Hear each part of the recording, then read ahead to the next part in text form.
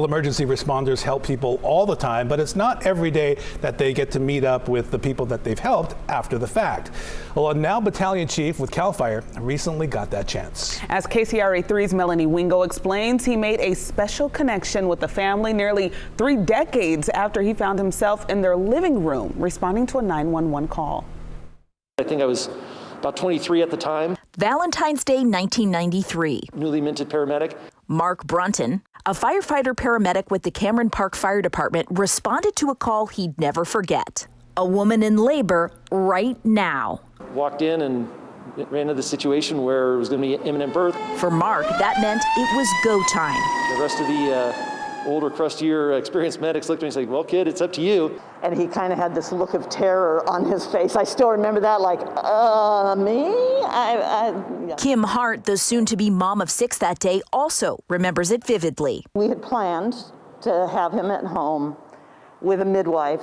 That I got 6 firefighters in the house. Baby Jesse, well, he decided to make an early entrance.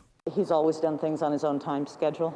That's what brought Mark into their living room. I was extremely nervous. Putting out a fire of a different sort. But everything, of course, worked out just great. Jesse weighed 9 pounds, 11 ounces, and was 21 inches long.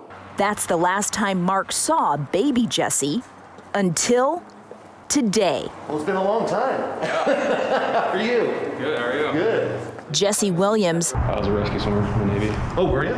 now all grown up, Yeah, it's cool. I like it. is a firefighter intern at Station 89 in Cameron Park, with dreams of following the same career path as the guy who delivered him nearly 28 years ago. Help bring him into the world, and then the fact that he would go on and enter into this profession is pretty cool. Knowing the story of his whirlwind birth, Jesse asked around when he first started. He found out Mark was still working nearby as a battalion chief for CAL FIRE, a meant-to-be reunion more than 2 decades in the making. I guess you could say it's fate. Jesse says friends, mentors, and family have encouraged him all along his career path. Positive experiences with local firefighters over the years, he says, also played a role in his decision to make this his life's work. Everyone at a drop of a hat's willing to drop whatever they're doing to help you, which I really like that, so I want to be a part of that. Mom didn't know her son would grow up to be a firefighter, but had a hunch over the years. I think our firefighters are so very important, front line of everything. So yeah, I'm very proud of him that this is what he's decided to do. That's true. Mark says it's rare for emergency services workers to meet up on down the road with those they've helped. Able to meet you. Yeah. He's thrilled not only to see Jesse again, but to learn of their unique connection, both now working in service of their community. Fortunately, in our occupation, a lot of those ones you don't forget are not good ones.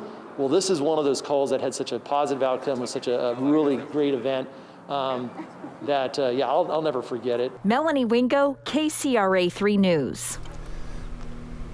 How amazing is that story? Love that story. It is great. How often does that happen? Oh my gosh. Well, baby Jesse will turn 28 on Valentine's Day.